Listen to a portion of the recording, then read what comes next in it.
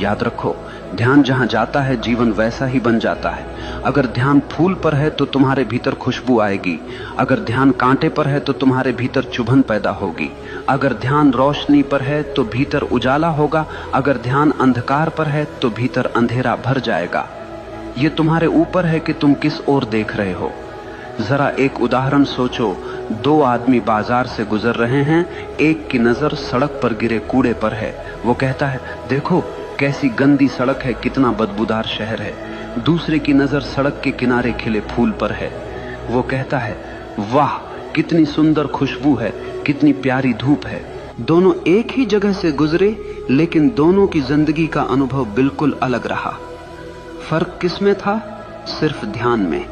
जीवन में भी यही होता है। तुम्हारे चारों तरफ अच्छाई भी है, बुराई भी है, रोशनी भी है, अंधेरा भी है, प्यार भी है, नफरत भी है, लेकिन तुम्हारा ध्यान किस पर है यही तय करेगा कि तुम्हारी जिंदगी कैसी होगी।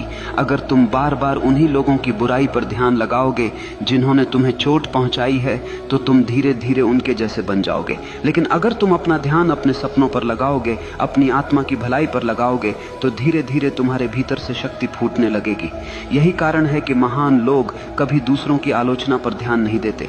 वे जानते हैं कि उनका ध्यान सबसे कीमती है, और जो चीज सबसे कीमती होती है उसे बेवजह बर्बाद नहीं किया जाता। अब सोचो, अगर तुम्हारे पास एक हीरा हो तो क्या तुम उसे किसी गटर में फेंक दोगे? नहीं ना। तो फिर अपना ध्यान जो हीरे से भी कीमती है, क्यों तुम दूसरों की गंदगी में फेंक देते?